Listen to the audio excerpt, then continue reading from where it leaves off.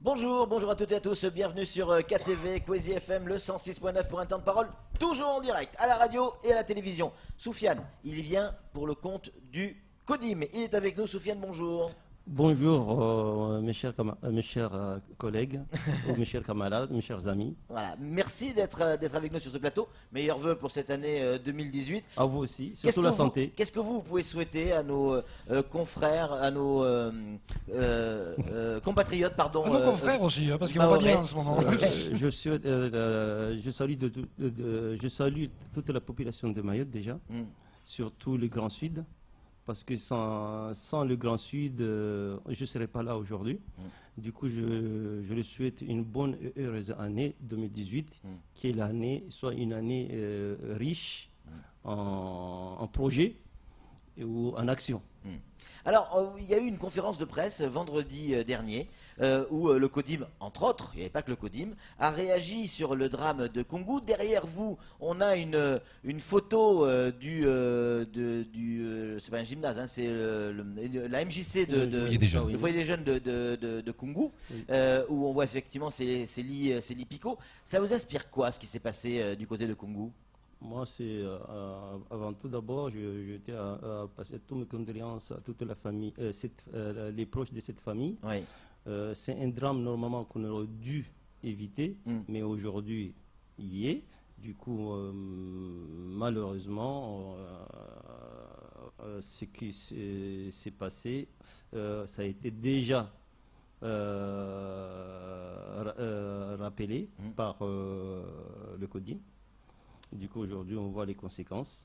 Du coup, c'est sûr que vous en aviez déjà parlé de tout ça. Aujourd'hui, qui est responsable, selon vous, de ça? Écoute, nous, le CODIM, on ne va pas chercher midi à 14h. Les responsables, on les connaît. Moi, personnellement, je signe, je signe. Mes paroles, je le signe. Les responsables aujourd'hui, c'est l'État. L'État, quand je parle de l'État, le préfet, la justice, plus les consorts, quand je dis les consorts, la SMAD, Solidarité Mayotte, la Croix-Rouge, qui incite ces gens-là à rester en haut de la montagne, là, dans des endroits où il ne fallait pas. Ils n'incitent pas les gens à rester dans les montagnes. Parce qu'ils auraient dû quand même voir que les zones où sont logés, où sont construits les bangas sauvages, ils auraient dû le dire, ce n'est pas un endroit, les conseiller de s'orienter dans d'autres endroits où ils seront en sécurité. Ouais, donc, pour vous, c'est l'État. Et qu'est-ce que doit faire l'État, alors? Il doit assumer ses responsabilités. Mais ça veut dire quoi? Parce que tout le monde dit ce mot-là, assumer ses responsabilités, responsabilités, de trouver des endroits pour déjà reloger, débarrasser la mairie de Koungou de ce problématique.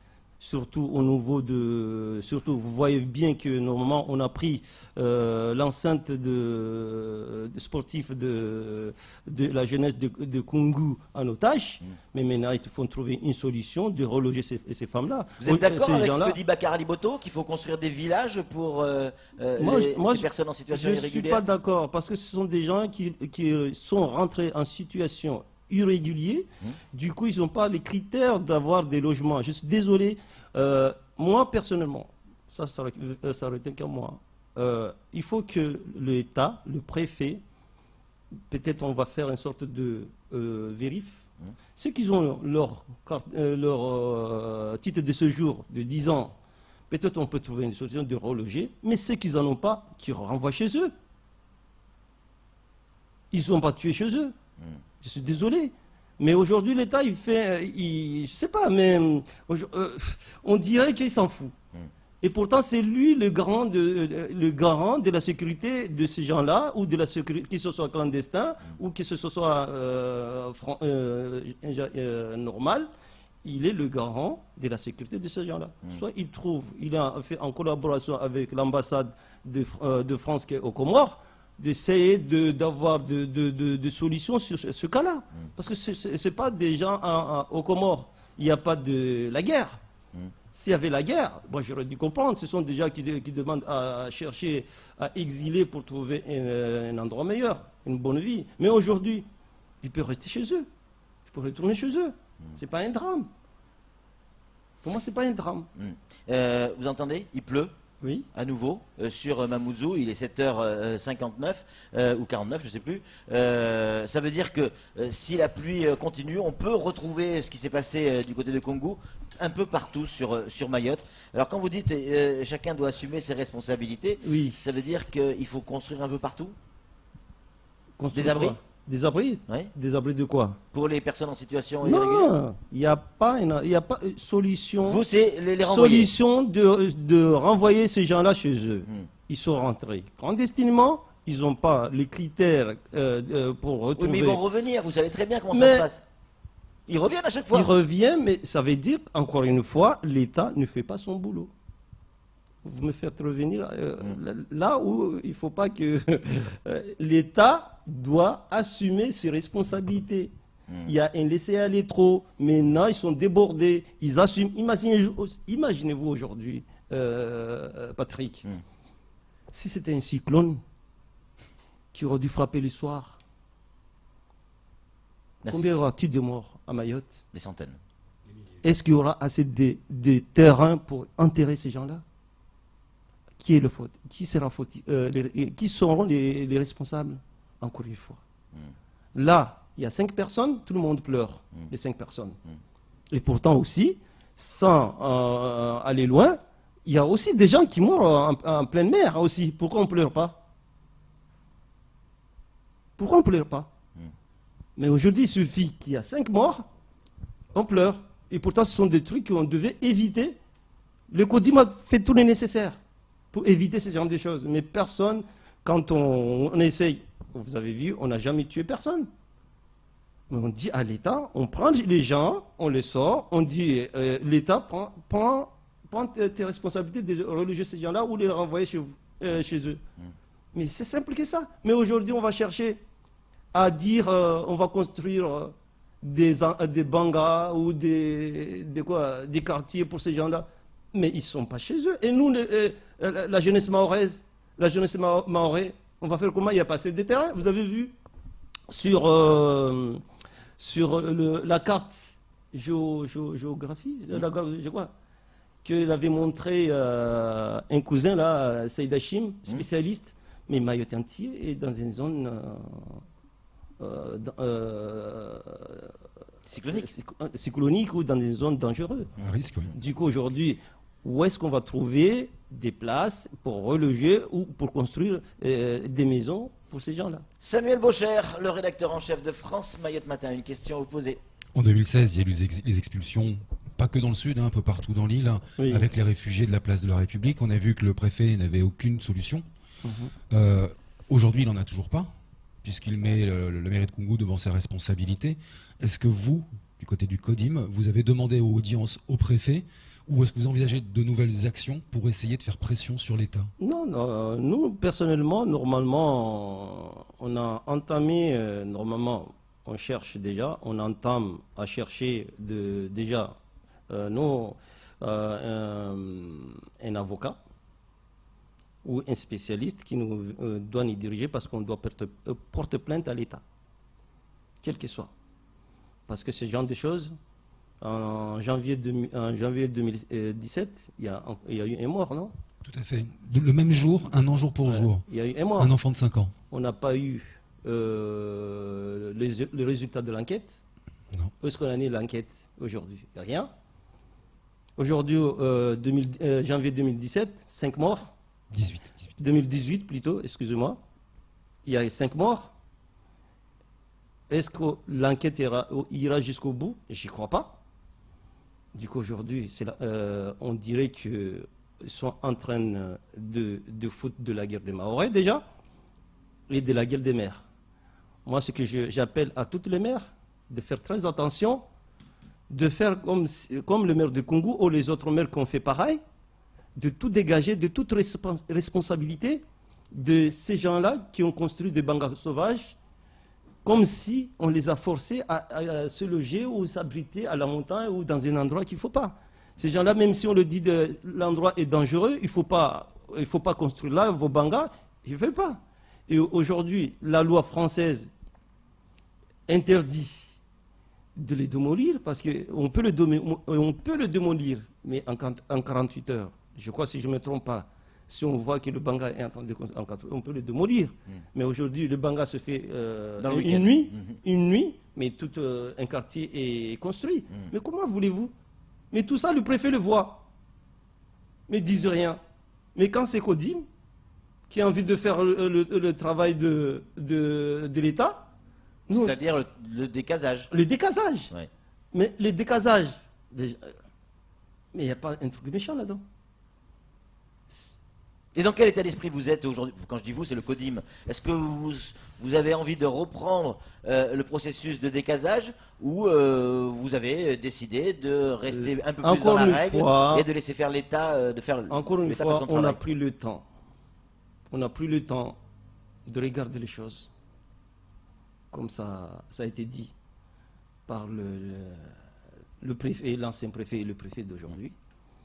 On a laissé les choses, qu'ils fassent leur boulot, mais on a envie que depuis nous, CODIM et les autres associations qui sont là pour le grand et la défense des intérêts des Mahorais, on voit qu'il n'y a rien qui bouge, au contraire, sans avenir.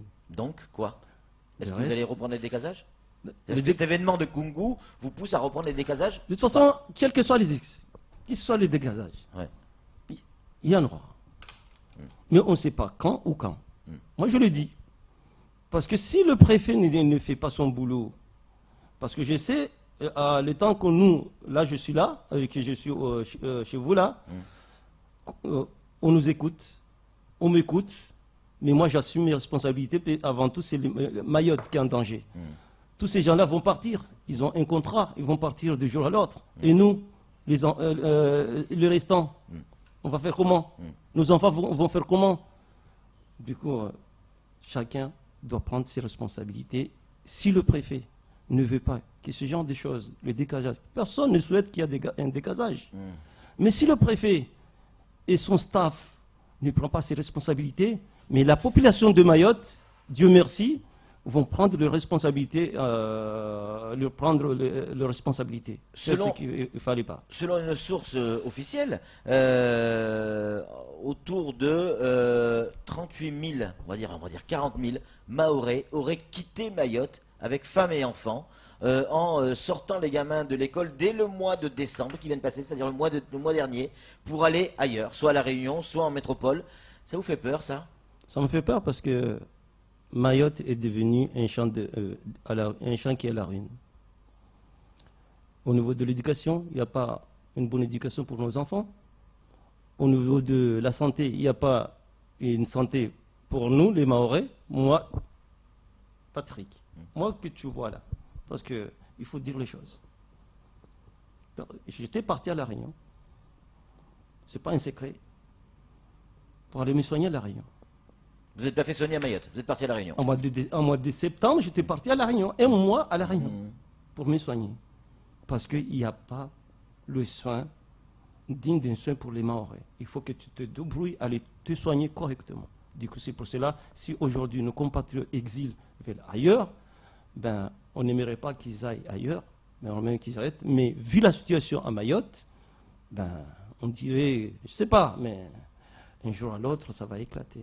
Mais si les Mahorais partent, quittent leur île, est-ce que c'est pas une manière de dire je baisse les bras? Mais non, c'est pas de baisser les bras. Non, pas du tout. Chacun. Parce que forcément, par le principe des vases communicants, les personnes en situation régulière ou irrégulière, les étrangers sont déjà plus nombreux que... Là, récemment, il y avait un truc qui était sorti au CHM, à l'hôpital. Comme quoi, les Mahorais qui ont de carte vitale doivent aller au privé pour chercher des médicaments. Et le reste, on sait que les autres, je ne sais pas, ils doivent aller à Jacaranda récupérer des médicaments gratuitement. Est-ce que c'est normal? C'est pas normal. Et pourtant, les Mahorais, comme tous les Français, cotisent. Qu'ils soient Mahorais ou Français, on doit avoir le même si on doit avoir des médicaments gratuits, tout le monde doit avoir des médicaments gratuits. Et puis je crois que pour conclure, vous avez oublié, j'ai oublié, et j'ai rappelé à toute la population de Mayotte qu'on va commencer à partir de samedi. On a un grand problème à propos de la grande piste. Je sais que ce n'est pas votre sujet d'aujourd'hui, mais je lance un appel La piste longue. à toutes les Mahorais qui pleurent tous les jours qu'on doit avoir une piste digne d'une piste. Du coup, on appelle samedi 20 janvier, rendez-vous à 9h au boulevard de Crabe à Dzaoudi. Tout le monde doit être là pour aller se manifester et puis dire non à la Réunion, parce que c'est la Réunion qui nous freine. Tous ces foutaises-là qu'on nous dit là, mais c'est la Réunion qui bloque la grande piste. C'est la Réunion que l'État écoute. Mais les élus ont peur de le dire. Mais il y a certains, j'ai entendu, il y a certains qui l'ont dit. Mais il y en a, moi, qui ne l'ont dit pas. Mais la Réunion nous bloque sur la grande piste, nous bloque sur le port. À bientôt, normalement, le port doit être un port digne d'un port international, mais c'est encore la Réunion, parce qu'ils disent peut-être, si tout vient à Mayotte, et eux, qu'est-ce qu'ils vont devenir? Et le prix d'avion. Voilà. Tous ces combats-là, on doit le mener